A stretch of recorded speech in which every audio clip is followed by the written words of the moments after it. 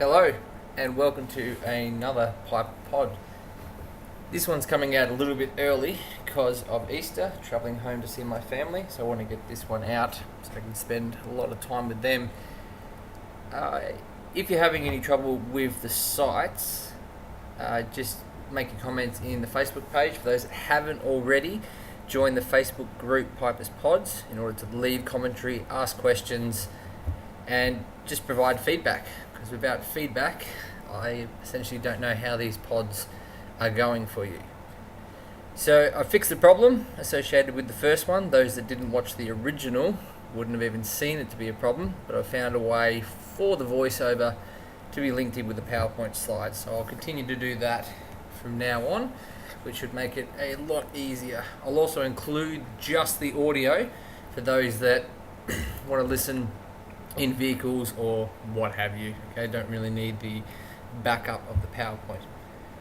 So today, getting right into it, we're going to talk about vasopressors for the medtech. Now, the reason we're bringing this particular one up is because I'm sure you're all aware, but the 9th edition of the PCCM has included the use of vasopressors, or a vasopressor, in hypertension, in particular anaphylaxis. Okay, so we're going to talk about that particular vasopressor in general, the particular vasopressor of the PCCM, and a lot of considerations that essentially haven't been looked into. I've had a bunch of discussions with co-workers, doctors, nurses, medics about this particular one. Essentially, there wasn't a good answer of how it's actually going to work on the ground. So this podcast is essentially a proposal. Tell me what you think, and we'll go from there.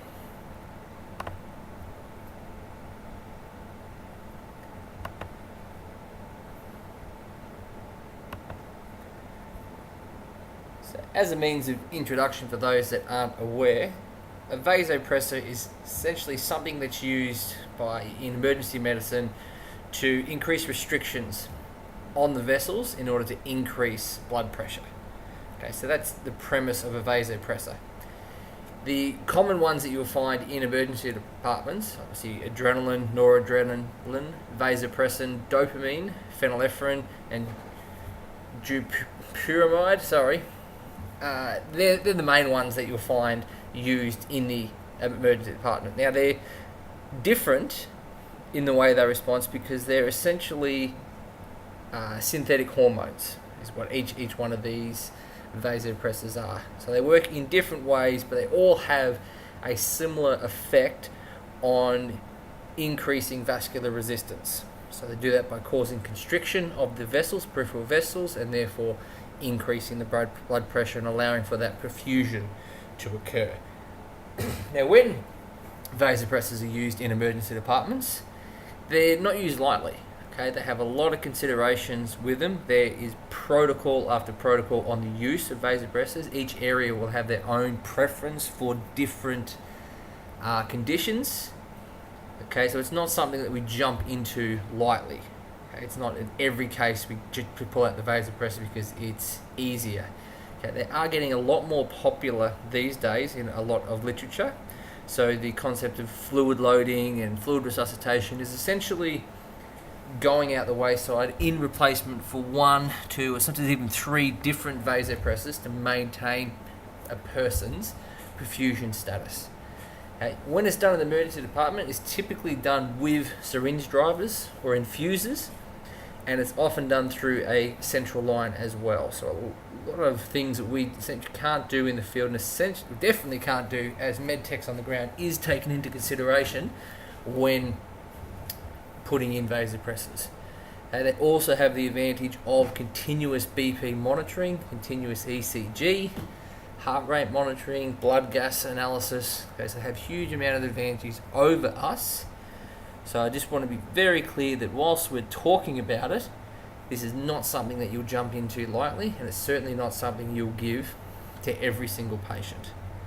Okay, the one that we're going to talk about today is adrenaline, because that's the one that is mentioned in the PCCM. Okay, the other ones, you want exposure on those, get yourself a really good placement at an emergency department or read up on it, change your job. Okay, there's lots of literature on it, but it's always good to see that hands-on exposure if you can. So sticking with adrenaline, we'll talk about what it is, how it works, and why we use it. Okay, so when we're using vasopressors, our protocol, we use it for states of hypertension. Now, it's not just simple hypertension, so we're going to talk a little bit about what hypertension vasopressors work best on, and essentially it's not all of them. So when we say the word hypertension, a lot of our training has led us to believe that a systolic less than 90, that's it. Systolic less than 90, that's hypertension. Okay, and that's hard and fast rule. I mean, that's what we tell the CFAs, that's what we have led to believe, but it's nowhere near as simple as just saying systolic blood pressure less than 90, let's go with that. Because whilst that generally means perfusion can be subpar, what we need to start looking at is the mean arterial pressure. Okay, especially when we're dealing with things like sepsis, neurogenic shock, anaphylaxis, anything where you have true hypertensive state in the absence of hemorrhage loss or fluid loss, then that's when your MAP becomes particularly important. Okay, things like head injuries as well plays a big role. So when we're looking at someone's MAP, mean arterial pressure, what it's telling us is it's the average pressure that is found within the arteries. Okay, so the pressure that's found within the arteries, that is what the MAP is telling us, and it also gives us an idea of how good cerebral perfusion, systemic perfusion is. So if you look at the example on the screen, there's two ways that you can get MAP. You can use a machine and it gives you the MAP in brackets next to the blood pressure. Okay, nice and simple. If you don't have a machine that does the BP for you and you're doing it by hand, then the equation's quite simple. Okay, a lot of people lose their head and they forget about each one, but I'll try to make it as simple as possible. So it's diastolic plus systolic minus diastolic divided by 3. Okay, so a blood pressure of 90/40, our traditional teaching, oh, it's 90, sweet. Okay, we know that they're good, but let's look at the MAP. So it's 40 plus 90 take away 40 divided by 3. 40 plus 50 divided by 3, 40 plus 16.6. Okay, which gives us a MAP of 57. Now, MAP of 57 is not good. Okay, it's actually pretty shit. Okay, a lot of literature in the emergency departments will quote that they're happy with a MAP of 65. Now, the emergency departments that I mentioned before, with all their bells and whistles, the choice of multiple vasopressors, infusion, blood products, pathology on hand, lots and lots of people helping them, controlled environments, they're happy with a MAP of 65. Now, we should never be arrogant enough to say, oh, that means that we should be happy with a MAP of 65. Because in our environments, that is way too low and way too volatile. So 65 can drop very quickly and you're right on the edge of that acceptable perfusion status. So pre-hospital workers generally work on a MAP of 70 to 80. Okay, that's the MAP that we're looking for. Now, there's different conditions that have studies released for optimal MAP levels. Like, for example, neurogenic shock, I was reading a couple of years ago, essentially said that the best outcome for people with neurogenic shock of different stages had a MAP of 85 to 95, and that essentially increased better outcomes for them. Okay, so that's just an idea that MAPs are not always the same for every person. Okay, so we need to start looking at it, and don't be fooled by the emergency departments saying that they're happy with 65. Okay, because it's just not quite good enough for us. So when you have a blood pressure like this, 90/40, obviously we've got a really low diastolic and a relatively low systolic. Okay, what this means is essentially your heart is still contracting quite hard. So your stroke volume, cardiac output is still working very hard. Your preload is probably not that good, but your output is working as best it can. What's happening though, generally when you have a blood pressure like this, is you've got vasodilation. So all the vessels in your body have dilated for whatever reason. You mentioned before sepsis, head injuries, anaphylaxis, neurogenic shock. Massive distributive shock is happening, so you get this profound vasodilation.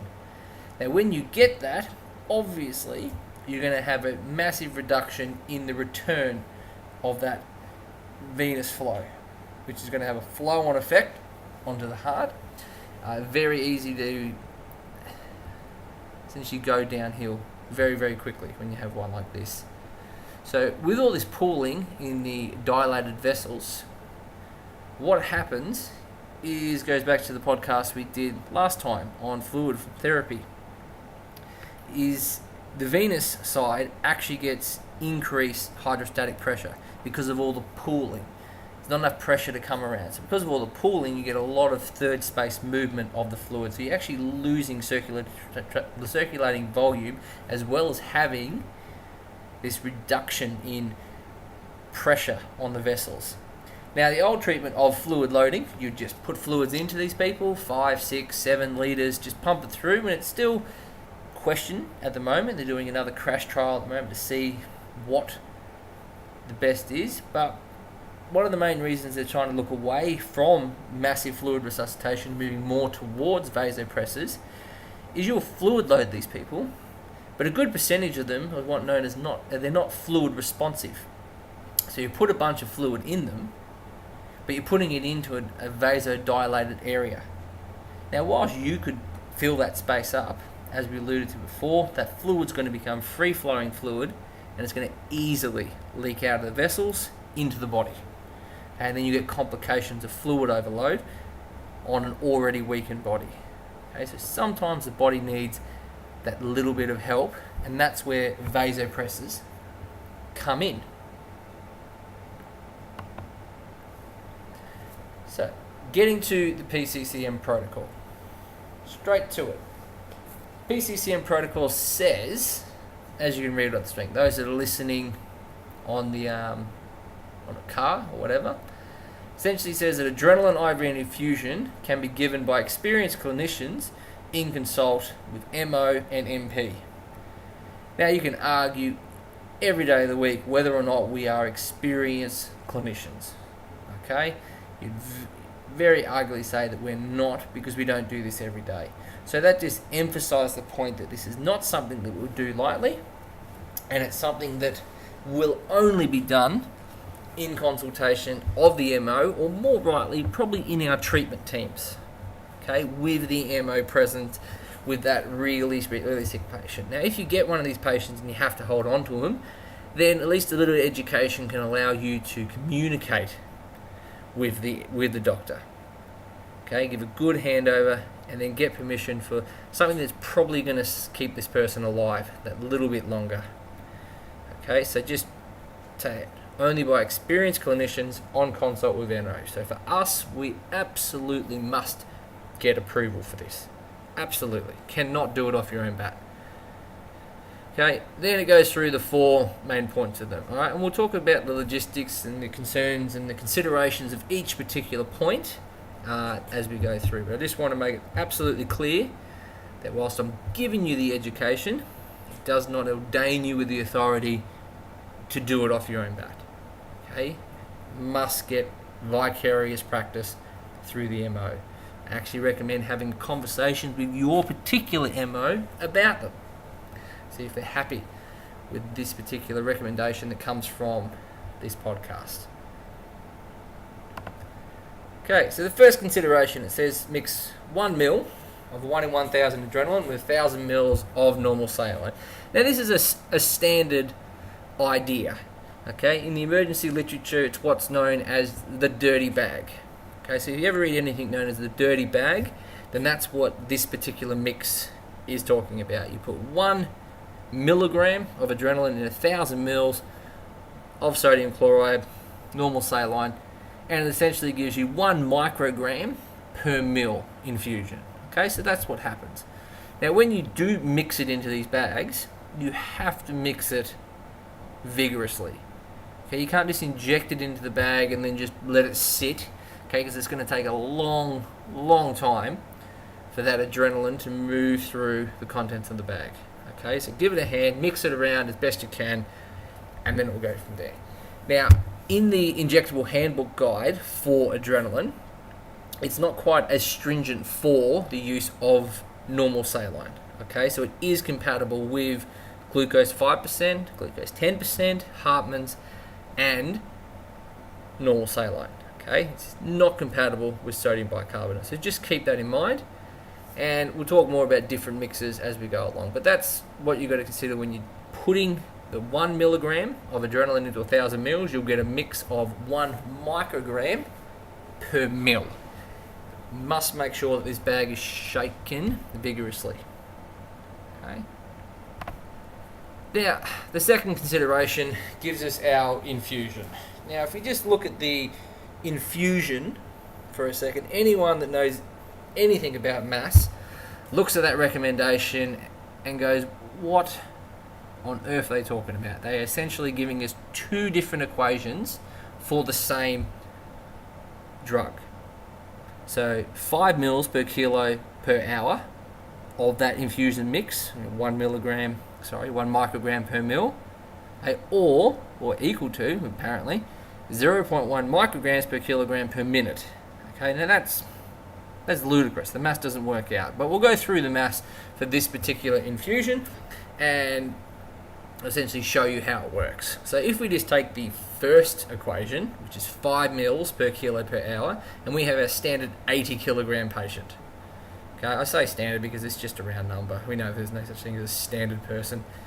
Okay, so if you get that 5 mils times by 80, that person needs 400 mils of that infusion given over an hour. So if we do our simple drip rate equation, 400 over 60 times 20 over 1, okay, in case you're wondering, this breaks down, when you're doing anything over an hour, when you break the formula down, it essentially means 400 divided by 3. Okay, that's what the equation's really saying, and it makes it nice and easy for you. Okay, I'm not going to labour too hard on that for those that don't quite understand how you get that equation. If you want, ask me privately on the pod or when you see me, and I'll explain the breakdown of changing equations to make them simple. Okay, but trust me, it's 400 divided by 3. We always divide it by 3 when you're using the drip factor of 20 and you're doing it over an hour. So 400 divided by 3 is 133 drops per minute. But the problem with that particular dose is it's actually less than 0.1 micrograms per kilo. It does not meet the dose required, and we'll talk about doses later on, but just so you know, it's not the same as 0.1 micrograms per kilo. Okay, it's less than, and it's less than for any weight, not just the 80 kilogram person, but for any weight, it's less than. If you want to figure out the dose for 1 microgram per kilogram per minute for an 80 kilogram person, what it's really saying is that person needs 6 micrograms, or in the case of our infusion, 6 mils per kilo per hour. Okay, not 5, but 6, because there's 60 minutes in an hour, not 50. So, kind of simple. So 6. So if you look at that simplicity, 6 times 80, so we're actually getting that 0.1 micrograms per kilo per minute, then that's 480 mils per hour. Doing the exact same equation as before, you get 160 drops per minute. Okay, 160 drops per minute. Now, I mentioned before how high-end these vasopressors are, okay, and how very much control they have in the emergency department over the infusions. The emergency departments usually do this over 50 ml infusions of different weight concentrations, and they infuse through a syringe driver 1 ml per hour of different strength concentrations. And I've added a general infusion protocol to the show notes if you want to check it out. But that's the control that they have over infusions. But this equation is essentially saying that we're happy with a random 160 drops per minute. That is a huge number to try to count for anyone that's tried to done it. You generally get close to it and you go, she'll be right. Okay, but when you're dealing with infusions, it's not she'll be right.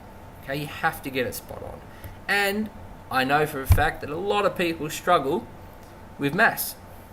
So this equation that I'm going through is actually probably left people stumped. Don't actually know how I got it. Okay, and to do it yourself is probably going to be problematic. Okay, so being the nerd that I am, I've come up with a different way of mixing the drug and a different way of infusing the drug. Okay, so we get the same milligram of adrenaline, but this time we mix it with 500 mils of fluid. So just a 500 ml bag. Now we carry them, we have them. That will give us a 2 micrograms per mil. Now if we work with our standard dose of 0.1 micrograms per kilogram per minute, okay, that's what we're working on, and we have our same 80 kilogram patient. Okay, what that means is our 80 kilogram patient needs 8 micrograms per minute. That's what they need, 8 micrograms per minute, which in this mix is 4 mils a minute.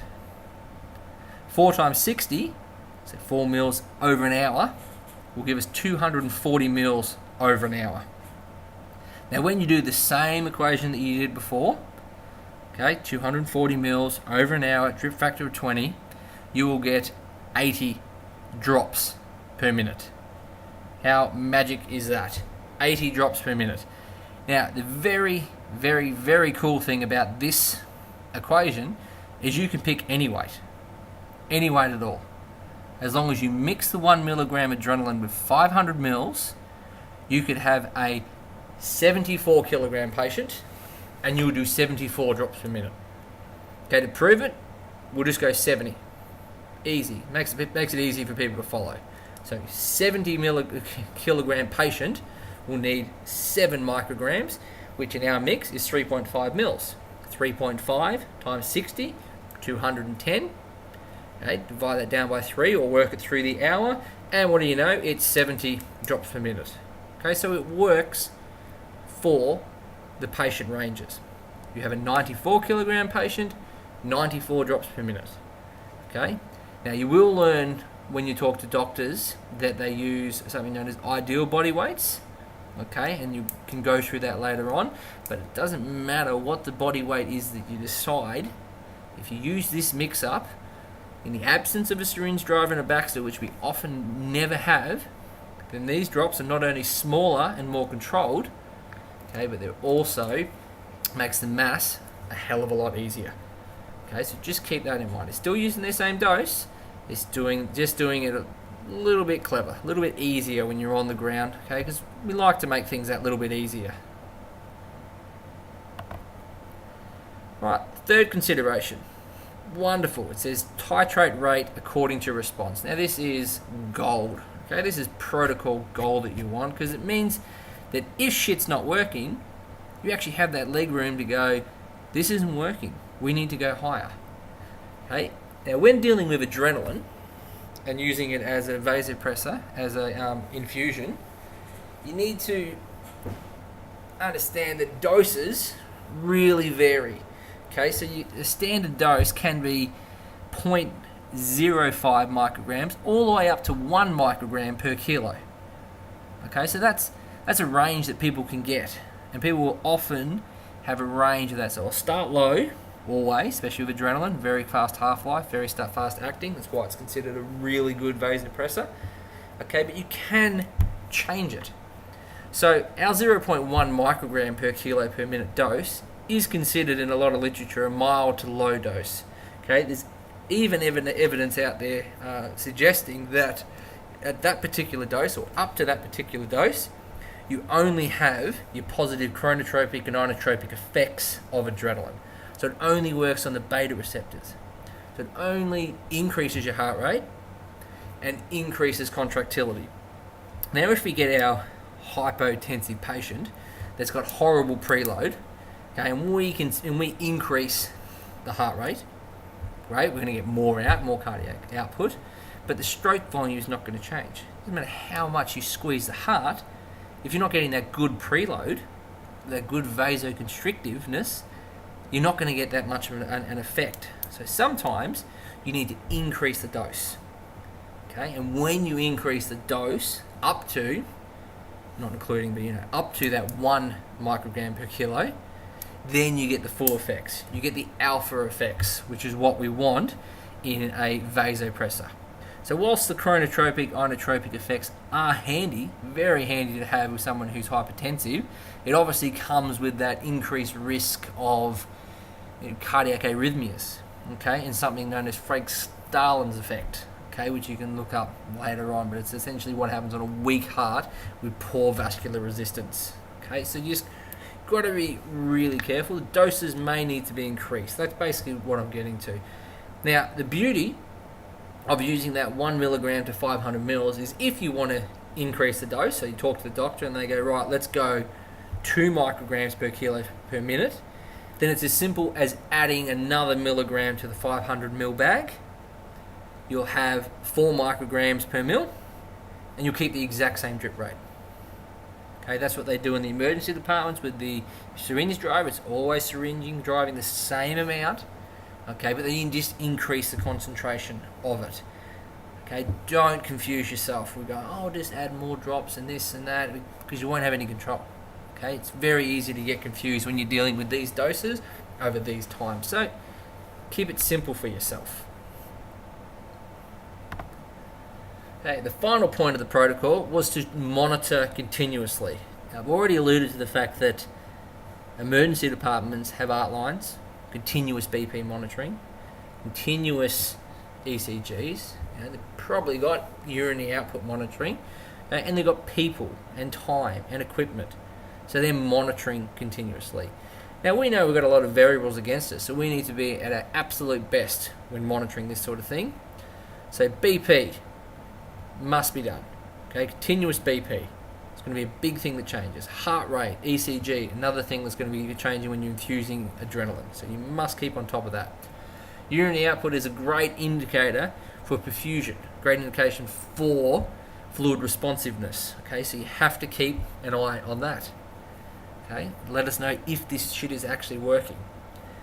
With the IV site, if it tissues, then you're going to be in a world of hurt. Okay, because then you'll be infusing adrenaline straight into the tissue. So you need to continuously check the IV site. And as you all know, drip rates change. So keep an eye on those drops per minute. Make sure they have an increase, decrease, keep them at a steady line. So monitoring continuously. Okay, just going to finish up with a little bit of logistics. So if you're in a treatment team by yourself, things that a lot of emergency departments have made mistakes on, which is great for us because we can just lap up all the knowledge that they've learned over the years. Okay, so when we're dealing with vasopressors, a lot of the time it's done through a central line. We don't have that, so our IV has to be good. It has to be secured, and best, it has to be in a large vein. So none of these piddly little ones in the back of the hands and stuff like that. It's just too risky. Large vein. And the patency of that vein must be checked before you introduce the vasopressor. Okay? When you're getting the vasopressor ready, don't just take down the bag of fluid that you've been using and put in the bag with the adrenaline in it, okay? Because that's going to be ineffective. You need to prime a new line with the vasopressor bag. Okay, absolutely have to.